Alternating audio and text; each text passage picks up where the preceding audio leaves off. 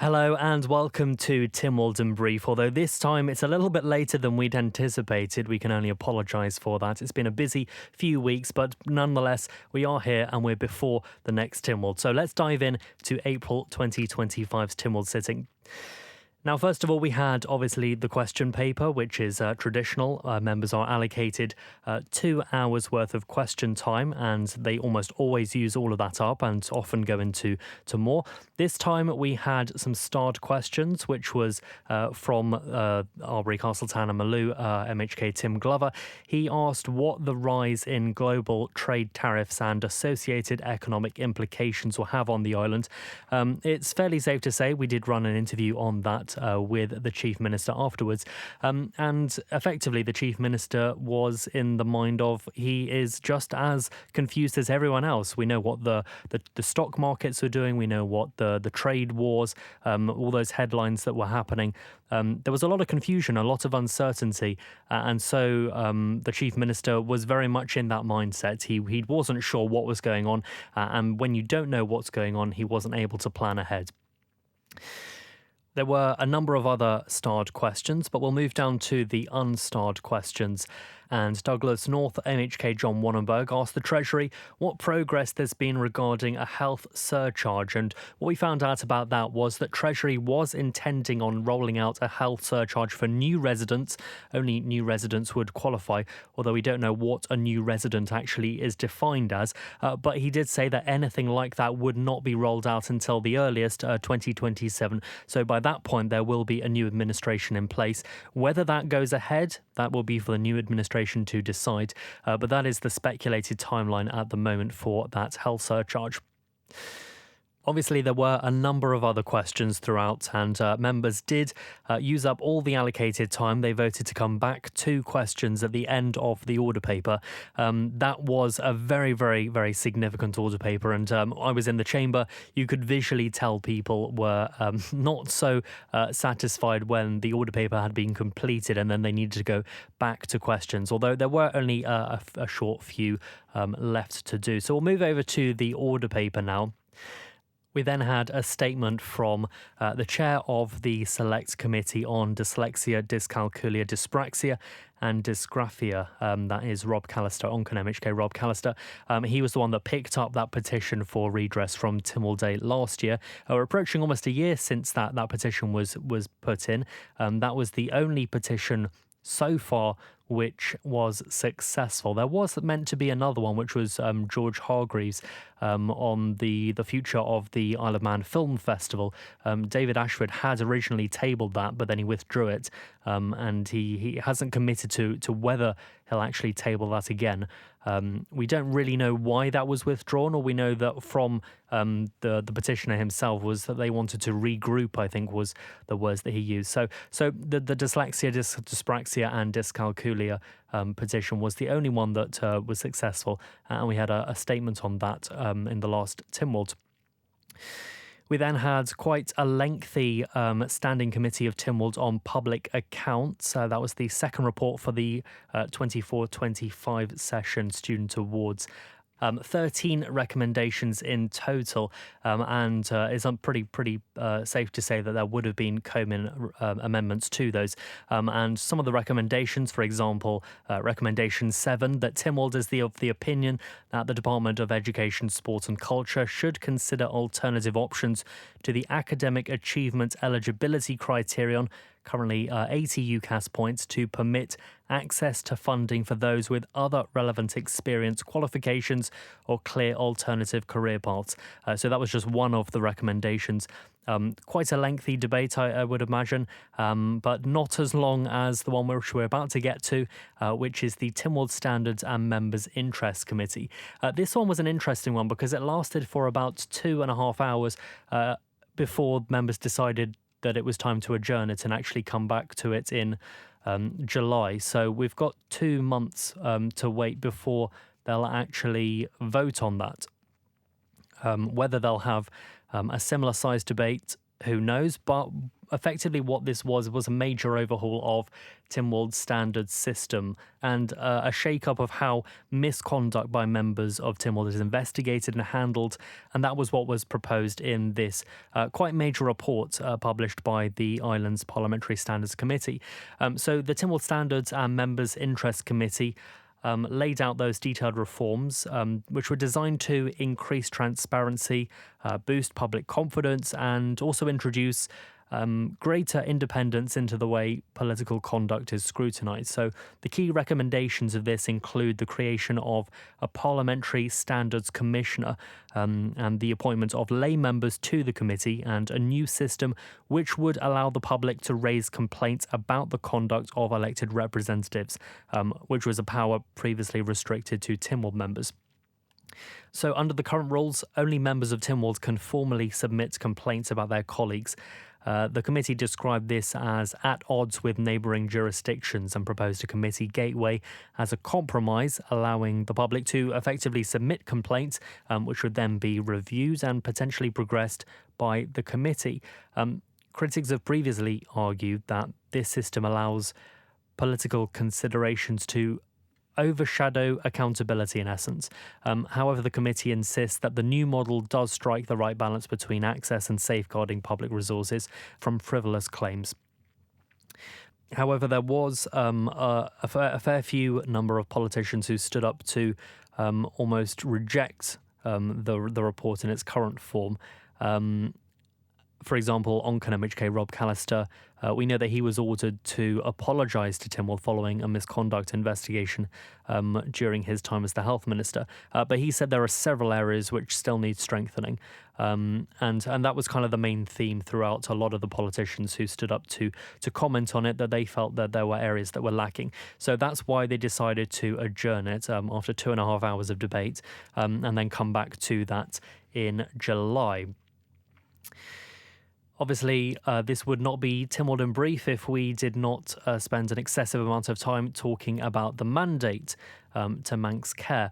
This was one of the longest debates that we have had, well, that I've ever seen. It was the longest debate that we've had in this administration so far. So much so that I'm actually going to have to bring up the website article that I wrote because it's simply just too long to remember, and to try and summarise it would not do it justice. So give me just 5 seconds and I'll Google it.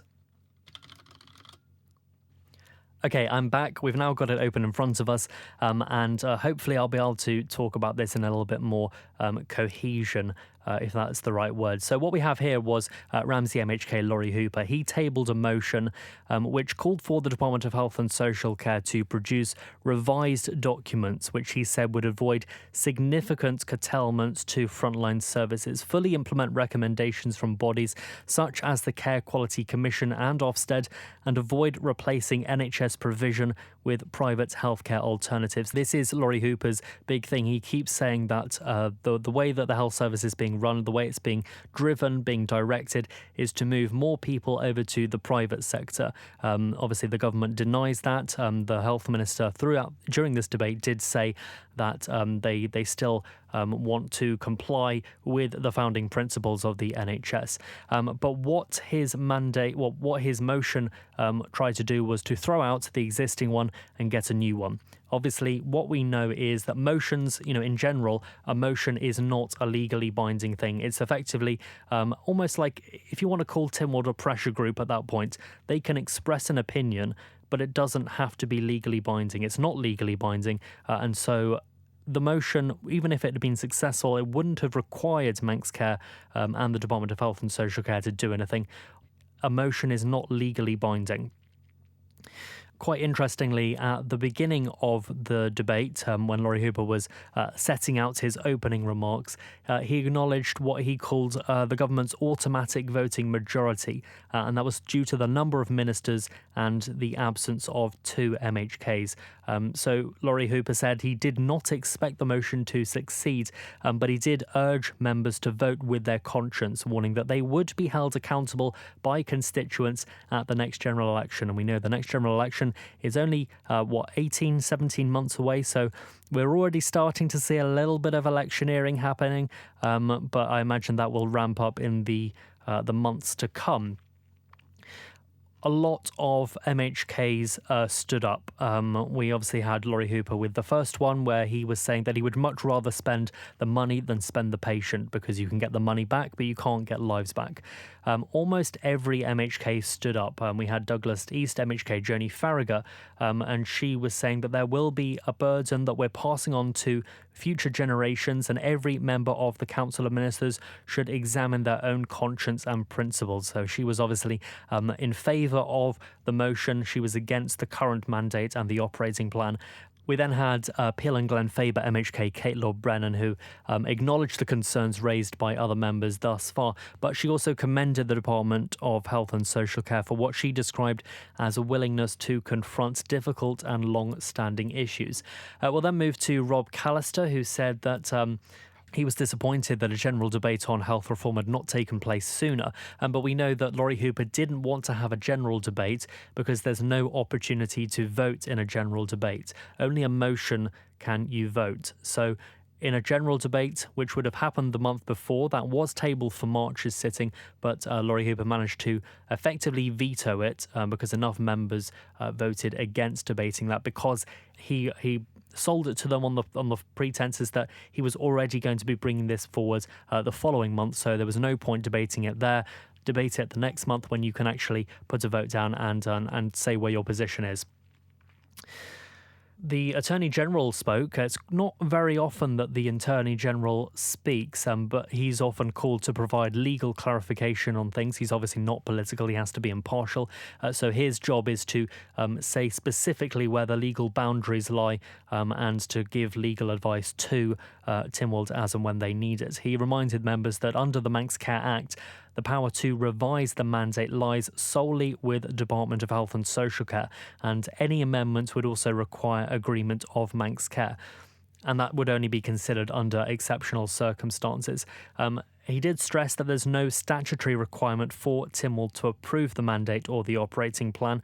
And he said that those provisions were deliberately established when Manx Care was created.